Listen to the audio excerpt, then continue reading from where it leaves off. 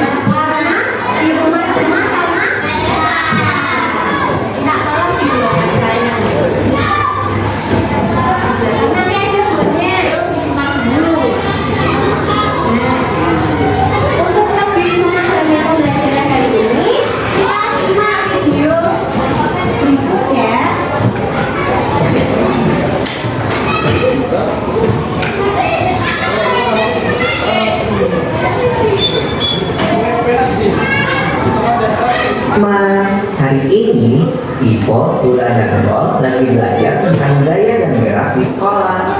Mereka berkelompok untuk mengerjakan tugas yang dikasih oleh guru. Ayo kita lihat obrolan mereka. Bol, Obrolannya tentang apa tadi? bola yuk. Wah, mau banget. Pasti seru kalau ajak Kakak Tok dan Danang juga. Oh seru ya?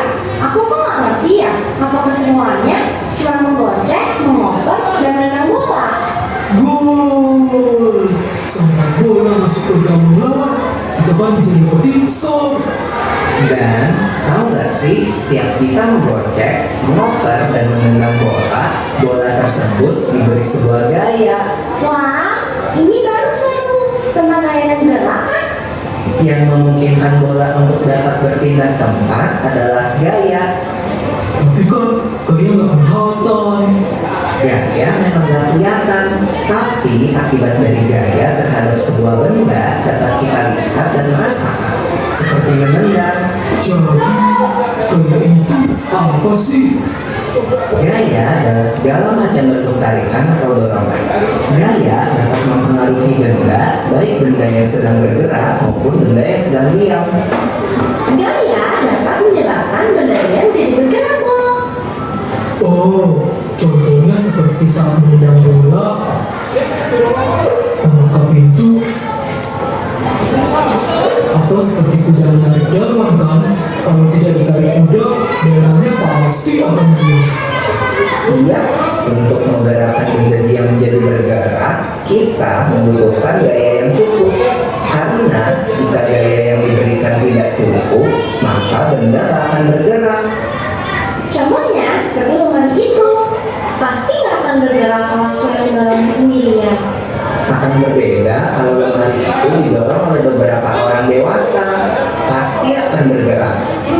Kalau lemarinya didorong sama 4 orang, pasti lebih cepat daripada didorong oleh 2 orang saja ya.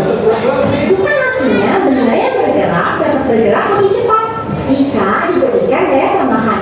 Semakin besar gaya yang diberikan, benda dapat bergerak semakin cepat. Lalu bagaimana kalau kamu menendang bola, lalu aku menangkap bola itu? Kan bola itu akan berhenti. Diam saat ditangkap. Ya, itu namanya benda bergerak dapat menjadi diam jika diberikan gaya. Lalu bagaimana kalau waktu aku bermain bulu tangkis?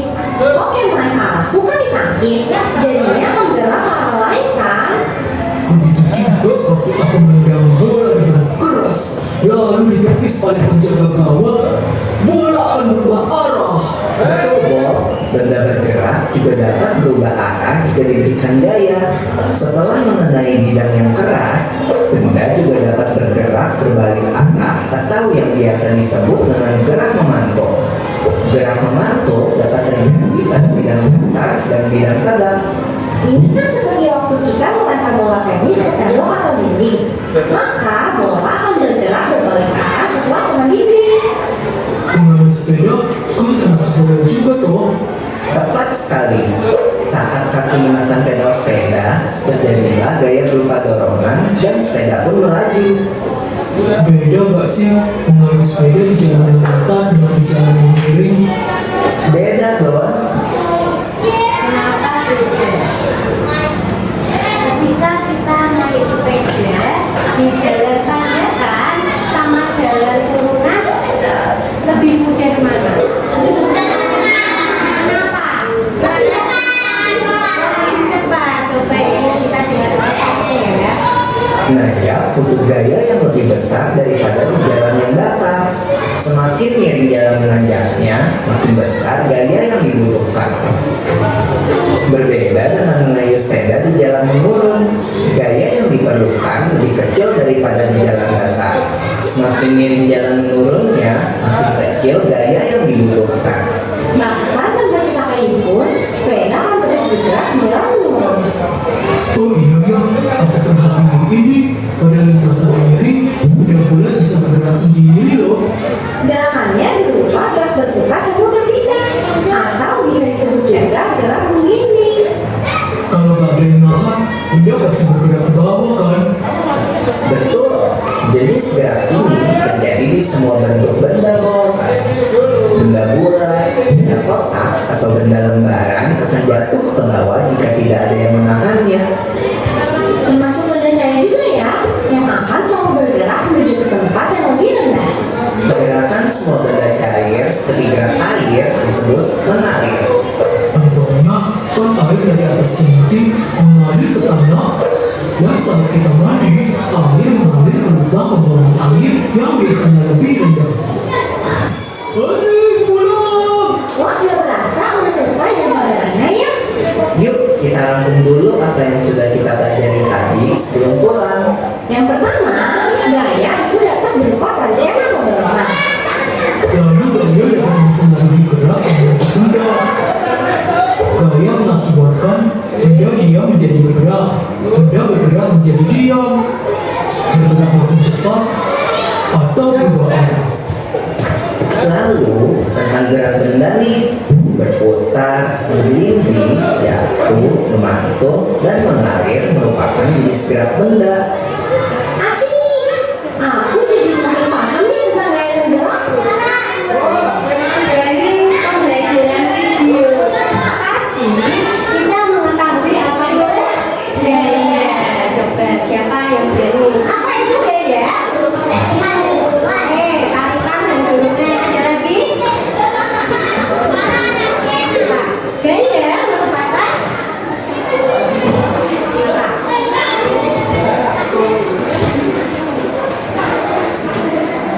gaya adalah interaksi tarikan dan dorongan. Kemudian gaya dapat mengubah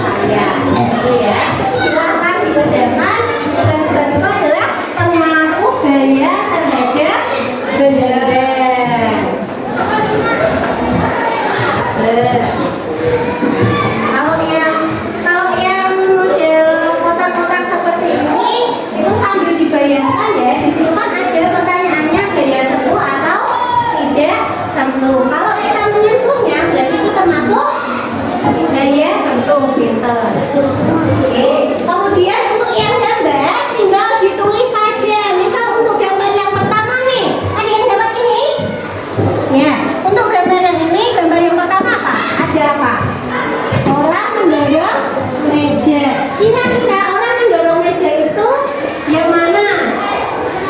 Benda? Iya, benda dia. Nah, silakan dikerjakan dulu ya.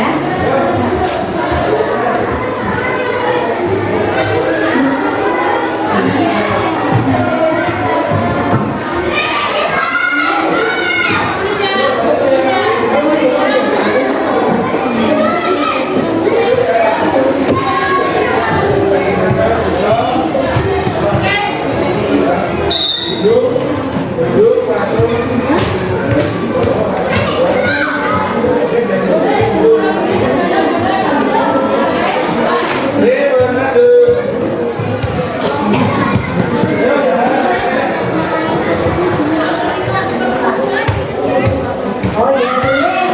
Nanya sama sebelahnya ya.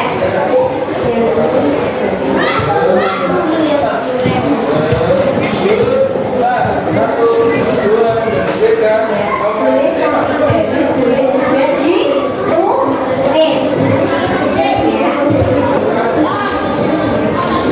Ya. Untuk pembahasan dan peserta didiknya bisa dikerjakan secara berdiskusi dengan kelompoknya masing-masing ya.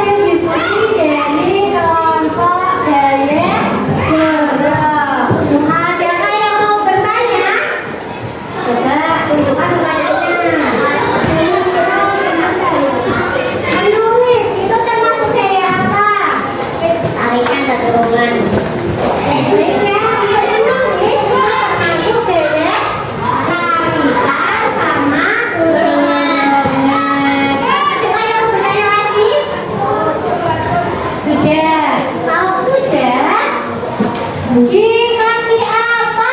Dikasih B, kasih O, kasih W. Wow, keren. Wow, keren. Tepuk tangan dulu untuk kelompok ya. Ini semuanya kakaknya siapa? Indra. Baik, mau daftar ya.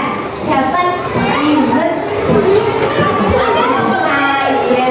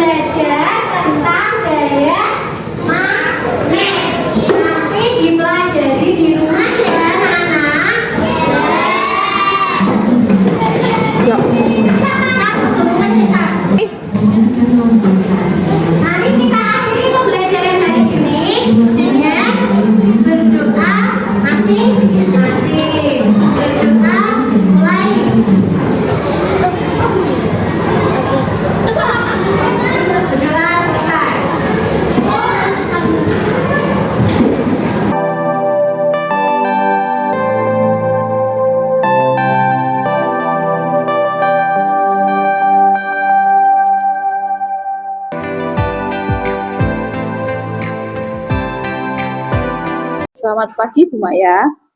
Selamat pagi Bu. Bagaimana kabarnya hari ini Bu Maya? Alhamdulillah bahagia. Bahagia, alhamdulillah Bu Maya. Hari ini saya ingin minta izin untuk membahas kegiatan pembelajaran yang telah Bu Maya lakukan kemarin. Apakah Bu Maya bersedia? Baik Bu, dengan senang hati. Oke. Pertanyaan pertama Bu Maya, bagaimana kesan atau perasaan Bu Maya setelah melaksanakan pembelajaran kemarin? Alhamdulillah perasaan saya cukup senang, pembelajaran berjalan lancar, siswa juga terlihat antusias mengikuti pembelajaran. Namun ada beberapa hal yang perlu saya perbaiki. Seperti itu ya Bu Maya. Lalu bagaimana perasaan Bu Maya ketika melaksanakan pembelajaran, ada supervisor yang mengamati? Awalnya agak tegang ya Bu, namun saya mulai menyesuaikan diri untuk tetap fokus mengajar. Lalu bolehkah diceritakan kembali Bu Maya bagaimana proses pembelajaran yang kemarin dilakukan? Proses pembelajaran kemarin sudah saya lakukan sesuai rencana yang dibuat. Saya menyampaikan tujuan pembelajaran, melaksanakan pembelajaran dengan PBL, kemudian melaksanakan pembelajaran dengan menerapkan diferensiasi produk. Siswa mengerjakan LKPD yang membuat mind mapping, menempelkan jawaban sesuai gambar, dan mengisi tabel dari pengaruh gaya yang terjadi. Kemudian untuk pembagian tugasnya, saya juga sesuaikan dengan minat dan gaya belajar siswa yang saya kelompokkan menjadi visual, auditori, dan kinestetik. Luar biasa Bu Maya. Apa model pembelajaran PBL yang Bu Maya lakukan? Saya sudah melaksanakan pembelajaran secara urut sesuai sintak PBL Bu, dimulai memberikan orientasi tentang permasalahan kepada peserta didik sampai menganalisis dan mengevaluasi pemecahan masalah. Dan siswa juga sudah mengikuti pembelajaran tersebut sesuai dengan urutan, mereka juga merasa senang. Saya lihat juga sudah urut sintaknya di Bu Maya. Untuk pemelaksanaan PBL-nya dan kegiatan diferensiasi produk sudah terlaksana. Nah, sekarang berdasarkan pelaksanaan pembelajaran kemarin, adakah hal baik yang Bu Maya rasakan? Menurut saya hal baik dalam pembelajaran kemarin adalah saya sudah melakukan identifikasi terhadap kebutuhan dan gaya belajar siswa, sehingga dalam pelaksanaan pembelajaran siswa sudah berkelompok dan dapat mengikuti proses pembelajaran sesuai dengan kebutuhan dan gaya belajar. Aktifkan siswa melalui kegiatan kerja kelompok. Luar biasa sekali Bu Maya. Hal tersebut juga nampak dalam catatan saya Bu ketika observasi. Nah, sudah ada hal baik, sekarang hambatan apa yang Bu Maya rasakan ketika melakukan pembelajaran kemarin? Hambatan yang saya alami yaitu ada siswa yang kurang aktif dan kurang konsentrasi dalam pembelajaran. Jadi saya perlu mengondisikan siswa terlebih dahulu sebelum melanjutkan pembelajaran. Berarti belum semua siswa aktif. Nah, adakah hambatan lainnya Bu Maya? Hambatan lainnya yaitu ada siswa yang belum memahami tugas yang saya berikan Bu. Jadi saya perlu menjelaskan kembali secara perlahan agar mudah dimengerti. Menurut Bu Maya, kira-kira apa saja penyebab hambatan yang mereka alami Bu? Mungkin karena saya kurang memberikan penyemangat dan memperhatikan kesiapan siswa ketika awal pembelajaran ya Bu. Walaupun pembelajaran dilaksanakan pada jam awal, namun kadang ada siswa yang dari rumah belum sepenuhnya siap untuk belajar. Gitu Bu. Nah, menurut Bu Maya, apa saja hal yang bisa dilakukan untuk mengatasi hambatan-hambatan tersebut? Hal yang bisa saya lakukan untuk mengatasi hambatan tersebut adalah pada awal pembelajaran saya akan menanyakan perasaan siswa terlebih dahulu, membahas apa yang sedang dirasakan siswa. Kemudian memberikan ice breaking yang menarik dan membangkitkan semangat siswa. Tak lupa membuat kesepakatan belajar bersama dulu. Terus untuk masalah siswa yang kurang memahami tugas yang harus dilakukan, saya akan menjelaskan secara perlahan dan mengulangi penjelasan saya tentang penugasan apa yang harus dikerjakan siswa. Luar biasa solusi dari Bu Maya untuk mengatasi hambatan tersebut. Selain mengatasi masalah keaktifan dalam belajar, Bu Maya juga memperhatikan keadaan sosio-emosional dari anak gitu sebelum pembelajaran. Terima kasih Bu. Kemudian kira-kira kapan Bu Maya akan melakukan perbaikan untuk mengatasi hambatan tersebut? Saya akan melakukan perbaikan pada pertemuan mendatang Bu, dengan menerapkan solusi yang sudah saya rencanakan tadi. Luar biasa rencana dari Bu Maya. Semoga setelah melakukan perbaikan, anak semakin kondusif dalam belajar, pembelajaran efektif dan dapat berdampak bagi siswa. Iya Bu, harapan saya juga seperti itu. Kemudian komitmen apa ini yang mau dicapai Bu Maya untuk pelaksanaan pembelajaran yang mendatang? Komitmen yang akan saya capai atau saya lakukan adalah saya akan melaksanakan pembelajaran yang berpusat pada siswa dengan menerapkan pembelajaran berdiferensiasi melalui identifikasi kemampuan awal, gaya, dan kebutuhan belajar siswa. Kemudian melakukan pembelajaran yang memperhatikan keadaan sosio-emosional siswa agar siswa aktif serta pembelajaran berjalan dengan menyenangkan. Luar biasa Bu komitmen dari Bu Maya. Semoga komitmen tersebut dapat berjalan lancar dan memberi dampak positif untuk kegiatan pembelajaran anak selanjutnya. Terima kasih untuk kesempatannya Bu Maya. Untuk kesimpulannya hari ini apa nih Bu Maya? Iya Bu Teni, saya juga berterima kasih karena sudah diajak berbincang-bincang tentang pembelajaran kemarin. Saya bisa mendapat gambaran untuk peningkatan pembelajaran yang akan datang. Sama-sama Bu Maya, misal ada masalah atau ada yang mau dibicarakan, jangan sungkan untuk ngobrol atau ke saya untuk berbincang-bincang mengatasi masalah yang terjadi. Siap Bu Teni.